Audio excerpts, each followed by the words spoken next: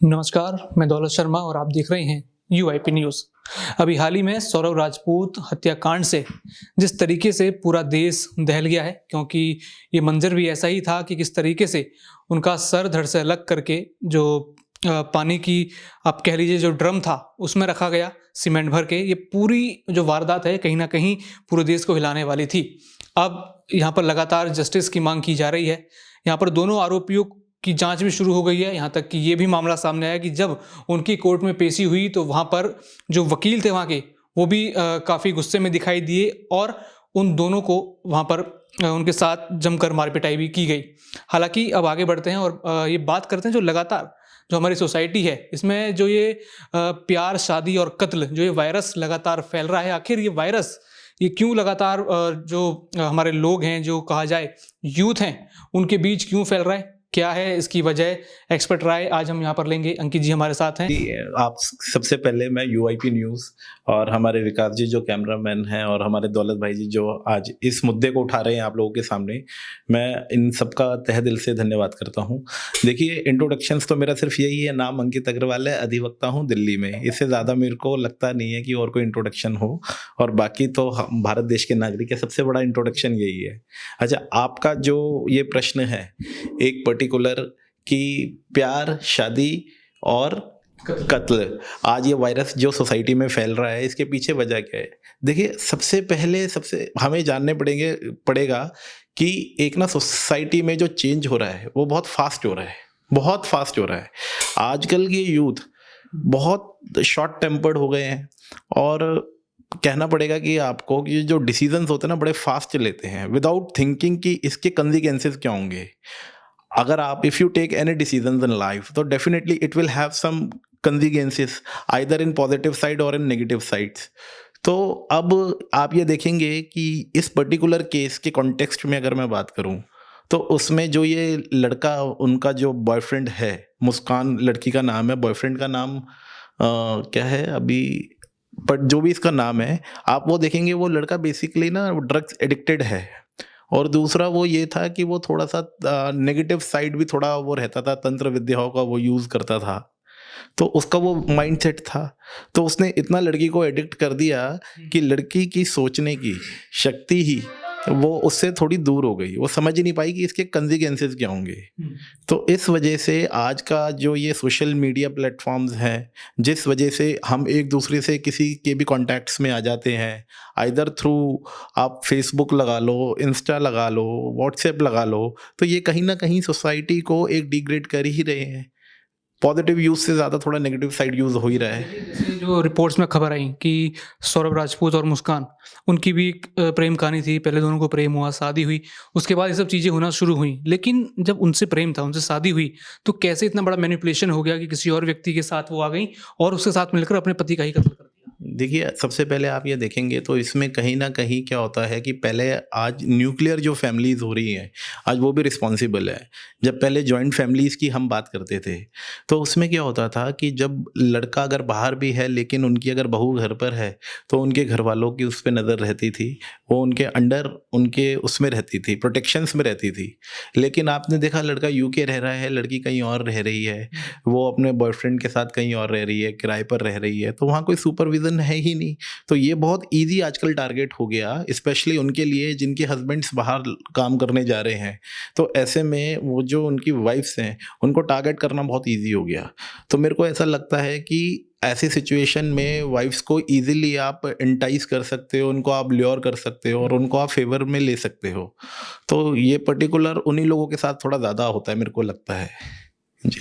तो कैसे इन सब चीज़ों से बचा जाए? क्योंकि शादी भी आपने उनसे ही करी जिनसे प्रेम था, फिर उनसे आप डिटैच होकर फिर कहीं और जुड़ जाते हैं और ये सब चीज़ें हो जाती हैं। देखिए, सबसे पहले देखिए इनके कोई पर्टिकुलर पैरामीटर्स नहीं है कि इनसे कैसे बचा जाए, लेकिन सबसे अच्छा जो बचा जा सकता है वो ये है कि आप अगर अपने दूर घर से कहीं दूर जा रहे हैं तो एटलीस्ट आपको वहाँ पे कोई ना कोई, किसी ना किसी को तो आपको उसको रखना चाहिए घर पर, ताकि एक कांटेक्ट रहे। फिर दूसरा क्या है, आपकी अंडरस्टैंडिंग और बॉन्डिंग कैसी है वो भी उस पे एक मैटर करता है, क्योंकि आप बाहर हो, आप बहुत ज़्यादा कॉन्टैक्ट्स में रहते नहीं हो।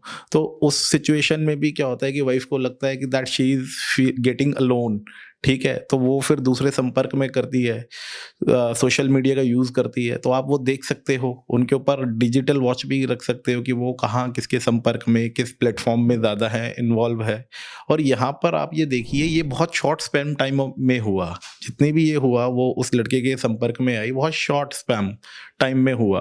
तो इतना जल्दी किसी को इतना इन्फ्लुएंस कर लेना, तो ये मेरे को लगता है ये कहीं ना कहीं पूरा बहुत ज़्यादा उसने अपनी वाइफ पे ट्रस्ट किया, क्योंकि ये एक लव मैरिज का मामला था, और जहां अब उसको इतने ज़्यादा ट्रस्ट की कीमत उस लड़के को चुकानी पड़ी। तो ये हो सकता है कि पहले से ही ये दोनों एक दूसरे को जानते हों, ये पूरा ही पहले से कुछ प्लान किया गया हो।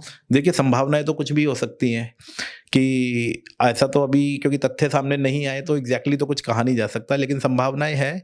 लेकिन जहां तक मुझे ये लगता है कि ये अगर जानना एक अलग चीज़ है, लेकिन आप ये देखिए कि शादी तो उसने अपने मनपसंद लड़के से ही करी, और उसके बाद आज उसको इस बेरहमी से कत्ल कर दिया, तो कहीं ना कहीं उसके बाहर जाने में और उसके संपर्क ना रखने में ये एक बहुत बड़ा फैक्टर रहा। एक हमेशा कंसर्न रहता था कि जस्टिस फॉर वुमेन्स, अब वो चेंज हो गया है। लोगों का लगातार जो हृदय परिवर्तन हुआ है, अब लोग लगातार हैशटैग चला रहे हैं सोशल मीडिया पर, लगातार बोल रहे हैं जस्टिस फॉर मेंस। अब ये वारदात मैंने देखी, कई सारी जो पुरुष हैं उनके खिलाफ होने लगी है। इसको आप किस तरीके से देखते हैं? देखिए, सबसे पहले मैं कहूँगा कि जो लोग बोलते हैं जस्टिस फॉर वुमेन और justice for men, according to me justice is justice and it should be available for all, either it should be a women or man.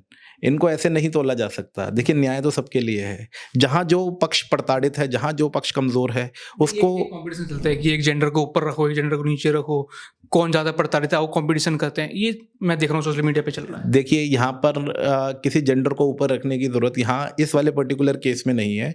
यहाँ पे जो ब्रुटैलिटी ऑफ क्राइम है, आप ये देखिए किस नृशंसता और कितने घटिया तरीके से आदमी को काट करके एक ड्रम में सीमेंट में जमाया गया कि 15 टुकड़े उसने अपने हस्बैंड के करे, जिसमें गला काट देना। आप समझ सकते हैं कि इसका डिग्री क्या है क्राइम का। तो सबसे पहले ये जो क्राइम है, ये स्पेशल क्राइम है, ये रोज आम घटना नहीं है, और इसको उसी संदर्भ में लेना चाहिए। मेरे को ऐसा लगता है ऐसे जो ब्रूटल क्राइम्स होते हैं, जो डायरेक्टली इफेक्ट करते हैं सोसाइटी के हर माइंड को, चाहे वो मेन हो या वीमेन हो या चिल्ड्रन हो, हर एज ग्रुप को वो करते हैं, तो उनके लिए स्पेशल कोर्ट्स और स्पेशल ट्रायल ही होने चाहिए, और जस्टिस सबके लिए होना चाहिए। इसमें कोई भेदभाव नहीं होना चाहिए कि मेन को अलग ट्रीटमेंट दो, वीमेन को अलग ट्रीटमेंट दो। हाँ, थोड़े जो न्याय के जो हमारे जो प्रोविजंस है, सेक्शंस हैं, उनको स्ट्रिंजेंट, मोर रिगर बनाना चाहिए, ताकि आने वाली जनरेशन उससे लेसन ले सके और वो कर्ब कर सके। इसको ऐसे ओपन आप नहीं छोड़ सकते कि एक हो गया। आप देखिए, सबसे बड़ी बात इसमें मैं आपको बताऊं, ये एक क्लियरली अगर आपको पता है कि सामने वाला कोई शादीशुदा है औरत, और उसको आप ल्योर करते हो, अपनी तरफ अट्रैक्ट करते हो, और उसको आप इंटरकोर्स करने के लिए उसको आप दूर ले जाते हो, तो इसमें जो सजा का प्रावधान है वो 2 साल और उससे ज़्यादा है, जबकि नॉर्मल किडनैपिंग का और एब्डक्शन का कितना बनता है 7 साल। तो ये अपने आप में कॉन्ट्राडिक्शन है। कितना बड़ा कॉन्ट्राडिक्शन है कि आप किसी का घर पूरा बर्बाद कर रहे हो, वहाँ तो आप 2 साल दे रहे हो, और एक किडनैपिंग कर लिया आपने, चाहे 2 घंटे के लिए किया, उसमें आप 5 से 7 साल दे रहे हो।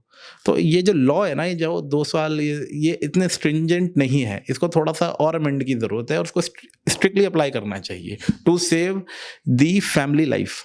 एक आखिरी सवाल आपसे करूंगा। अब इसमें एंट्री जो बॉलीवुड जगत के लोग हैं उनकी हो गई है। एक मॉडल हैं, वो कहती हैं कि पहले खबरें आती थी कि किसी लड़की के टुकड़े करके उसको वैसे कर दिया, उनका कत्ल कर दिया। अब ये खबरें आ रही हैं लड़कों की तरफ ये ज़्यादा हो रहा है।